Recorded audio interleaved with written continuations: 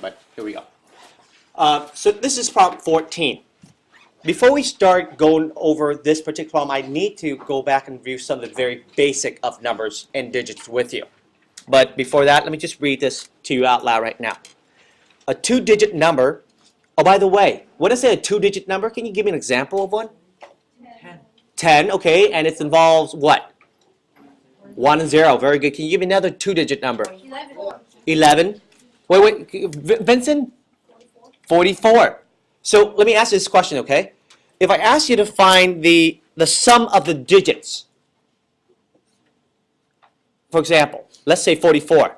What do you think the sum of the digits of 44 is? 8. Okay, good. Notice how you said 8. The sum of the digit of number 25. 7. Okay, so when I say the sum of the digits, I just basically add the two-digit number. I don't care about the place value, right, of the digits? Okay, very good. So here it says the two-digit number is 7 times the sum of its digits. The tens digit is more than the units digit. Now, do you know what the units digit is? What place value is that? The ones. So just in case you don't know what units means, it means ones place. Okay? And the question asks, what is the number? Well, we know that the number is made up of two numbers, two digits, right? But we don't know either one. Is that true? So with that in mind, how do we go about solving this kind of problem? Well, let's start with the very basic, shall we? So think about this for a moment. I know I need to find a two-digit number. And a two-digit number needs to have two slots, right?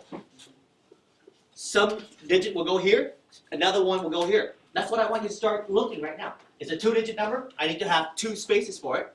One digit will go here, the other one will go here. Together, it will make up a two-digit number. Let me tell you. I'll ask you this question. What kind of number can go in the first slot? Can 0 go in here? Ah. Oh, by the way, how many different digits do we have to work with? 9. Just 9? Wait, someone said 10, someone said 9. I don't know. So what is it? What's the exact number of digits that we have here in the physical world? How many different digits have you seen in your life? 9. Just 9? So 1, 2, 3, 4, 5, 6, 7, 8, 9. So only 9 digits in your life? 10. Why 10? Because of the 0.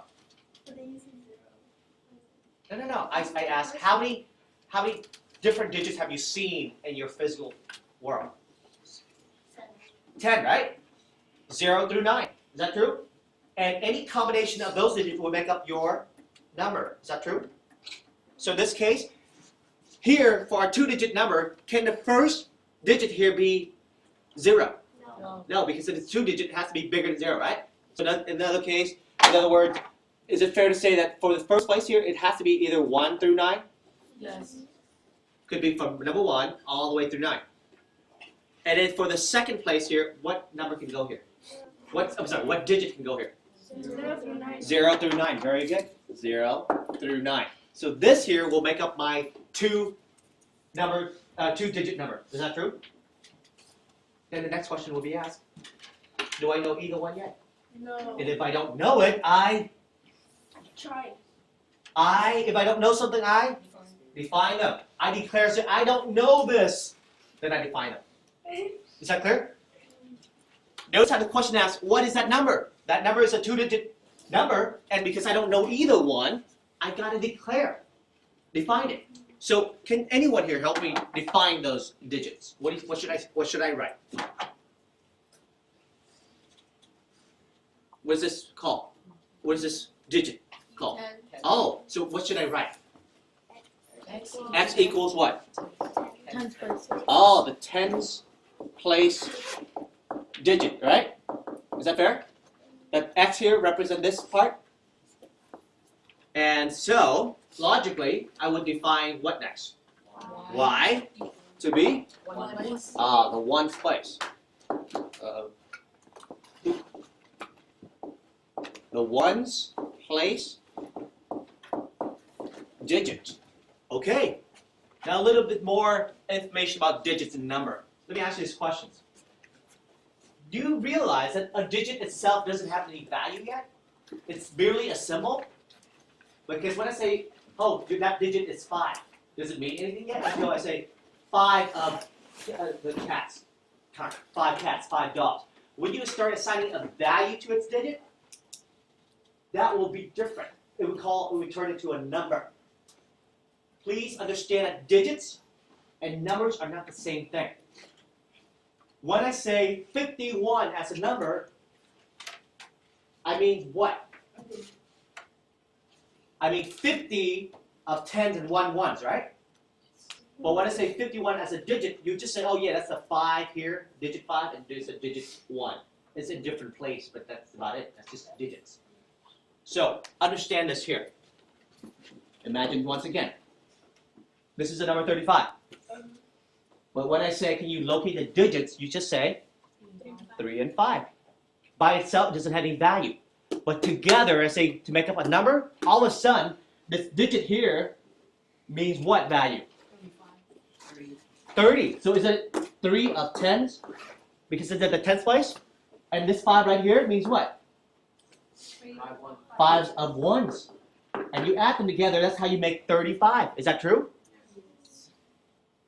Do you agree with that? That a digit by itself doesn't have any value. You have to add value in by turning it into a number. But to indicate the value of a digit, you got to look at the place value. Yes or no? So in other words, if I have to go back here, sorry, let me just go ahead and show you something here. It's important. Imagine if I say, well, x represents my 10th place digit. If I say, how do I represent the value of that digit? How would you write it? What does it mean to bring a value to a digit? In this case, I know it's in the 10th place. Imagine if x takes on 5. The digit is 5. And it's in the 10th place. What does it mean? 50. How do you write that? 5 of 10. So in this case, since I don't know the exact number of digit yet, what digits goes here, how do I represent it here as a value? X times 10. Very good. Or 10x, right? So when I talk about the value of this 10th place value, so I say 10 times x, this is the actual value of that digit. Is that true? Do you agree? Yes. That whatever that digit is, I don't care. 1, 5, 7, 9.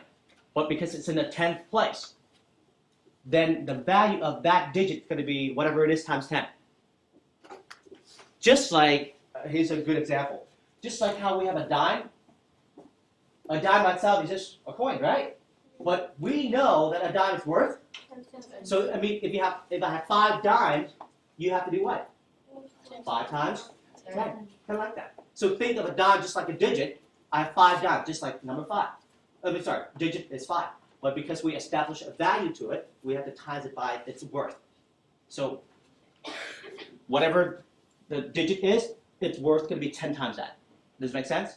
Okay, what about the ones place? What do you think its worth going to be? 1 y. Oh, very good. 1 y. And that will give you the value of that digit in that place. Does it make sense? Are we all clear about the worth of a digit? Okay. And this is what I want you to do every single time when you deal with digit problem. Start with the very basic of the 10s and the 1s and declare its worth. What's the value of that digit in that place? And then now you can go back to the problem and see for yourself. Watch this. A 2-digit number. When I say a 2-digit number, what does it mean? Do I mean 5, 7, or do I mean 57? Yeah, so when you say 57, does it have a value to it? Yeah, you know 57 of them, right? So because we're talking about the value of the number, do we use this or that? We're talking about value, right? So in this case, how do I represent a 2-digit number here? What is it? 10x plus 1y. Very good. So I'm going to write 10x plus 1y. Will that give you the value of the number, a 2-digit number? Yeah. Right? Because that digit right here worth 10 of them, worth 10, and the ones digit worth only 1. And this whole thing here represents that 2-digit number. Is that true? So 55 or 57, for example, that means 5 times 10, 50, 7 times 1, 7. So 50 plus 7 is 57. And that's how you represent it mathematically.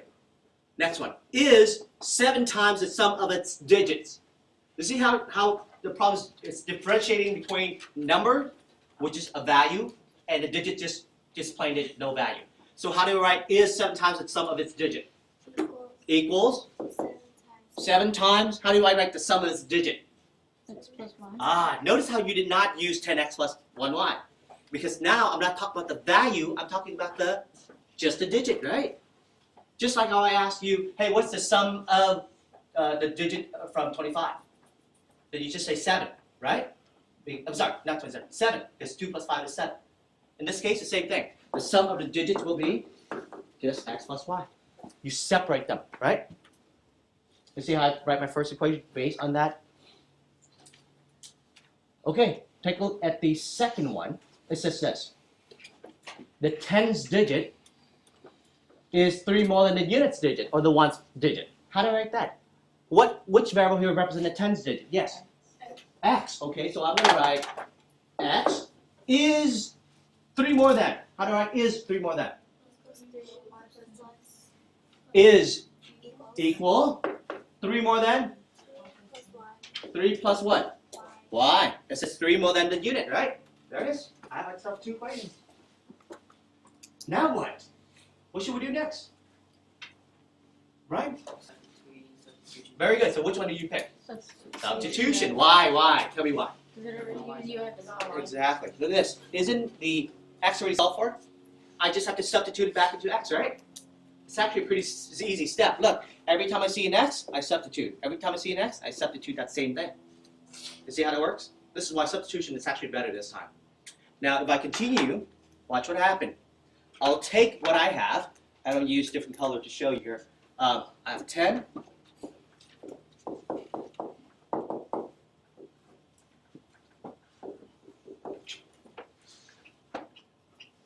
Okay.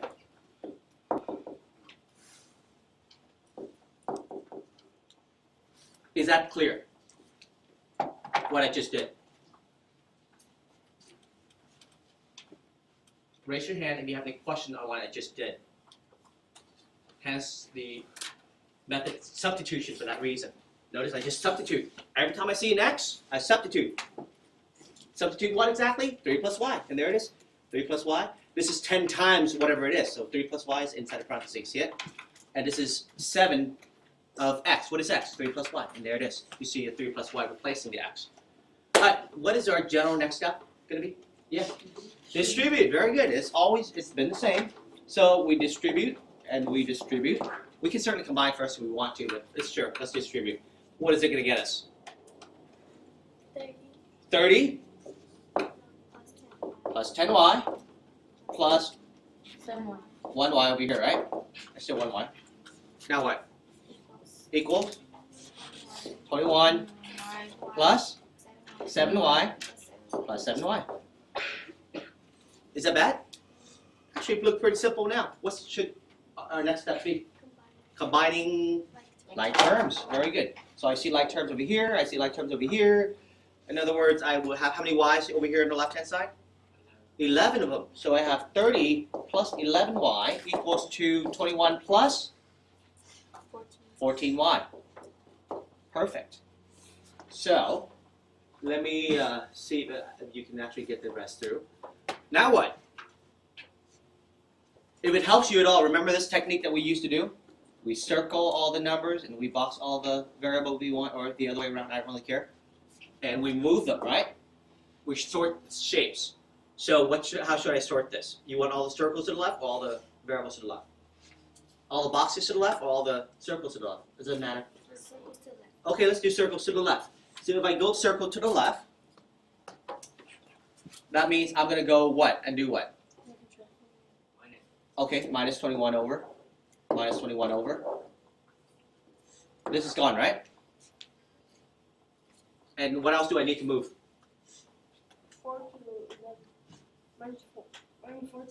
So you want to move all the boxes and all the circles to the left-hand side? Oh, you move the box to the right-hand side. Yeah. So how do I move 11y over? Subtract it. Subtract. Okay, you see how that works at all? Now, do I have everything sorted? Yes. I do. So let's do some math here. What's 30 minus 21? 9. What is 14y minus 11y? 3y. And if I divide, y is 3. Oh, interesting.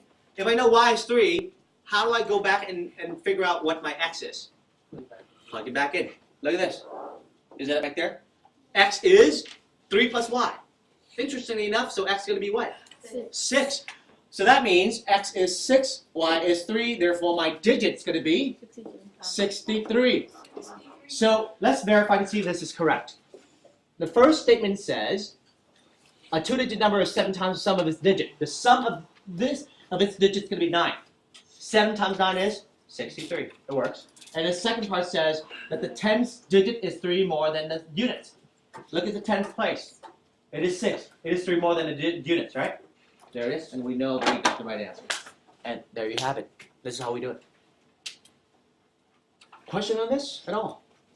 This is the digit problem. I might want to extend this a little bit more. I know that in your problem, sometimes they talk about the reverse or interchanging the digit. What does it mean? Do you know that? Flipping. So let me just go ahead and demonstrate, just to make sure that you know what's going on. Watch this. Oh. I saw that. Yeah, you did. Hold on. So, what does it mean to interchange or to reverse a digit? Let's say this. Imagine I have number 25. Let's declare this to be x and this is y. So x is the 10th place and y is the 1st place, right? Yeah. If I say to interchange this or to reverse it, now your new number is going to become what? 52. In other words, the y now becomes the 10th place, and the x now is going to be the 1st place. But when you declare it, it's still going to be the same, okay? So I just want to make sure that you understand what it means to say interchange the digit or reverse the digit. It means the same thing. All right.